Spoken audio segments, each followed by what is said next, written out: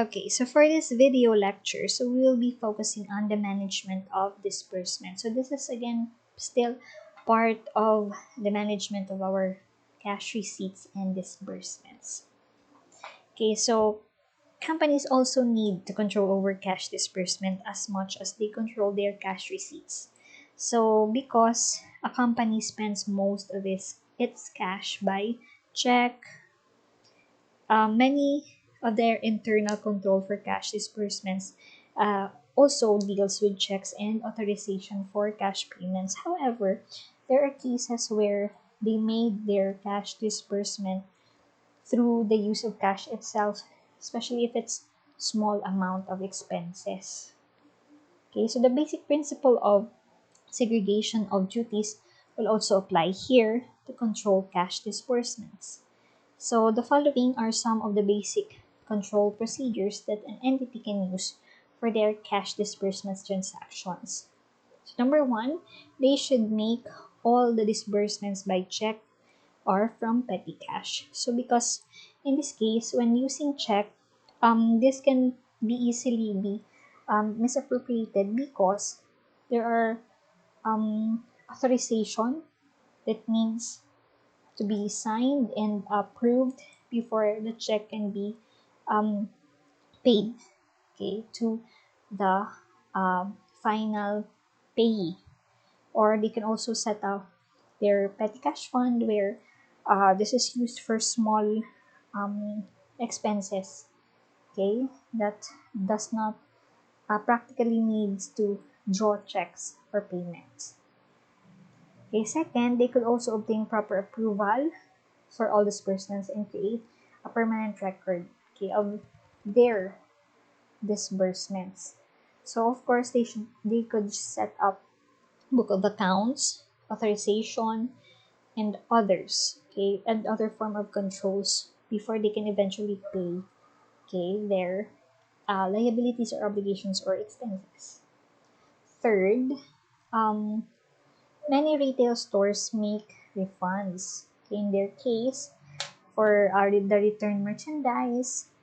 So when this practice is followed, checks should have refund tickets and should be approved by a supervisor before the refund can be made to avoid mishandling, okay, of the refund or abuse of the refund of the cash.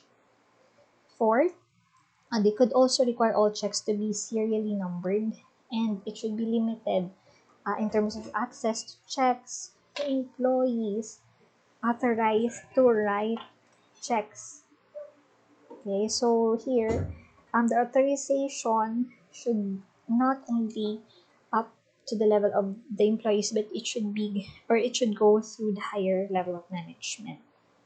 So the fifth is to require two signatures on each check over a material amount, especially so that one person cannot withdraw funds from the bank account. Okay, so this is one of the internal control that they can use or follow.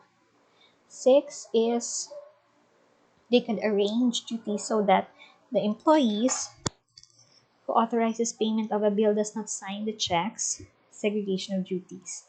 Okay, otherwise the checks could be written to friends in payment of fictitious invoices. Okay. So next is they should require approved documents to support the checks for payment. Okay, before payment is approved, it should be or it should have supporting documents to it.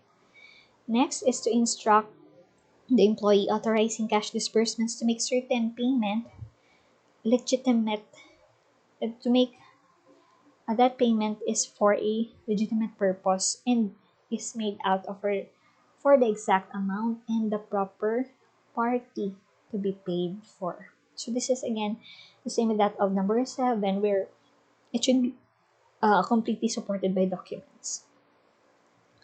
Number 9, they should stamp supporting documents and documents that are already paid and indicate the date, the number of the check issued.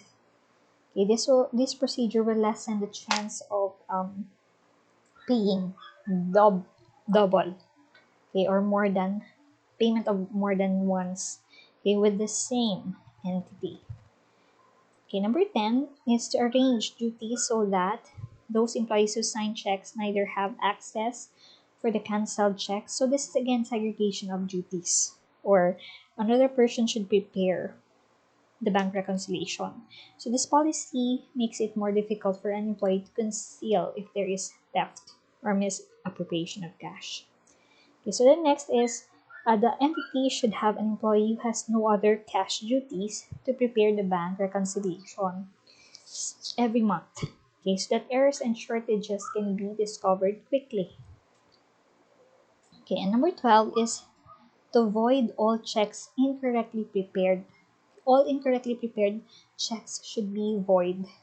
Mark these checks void and retain them to prevent unauthorized use, or they can use cancel, or they can like cancel across the check.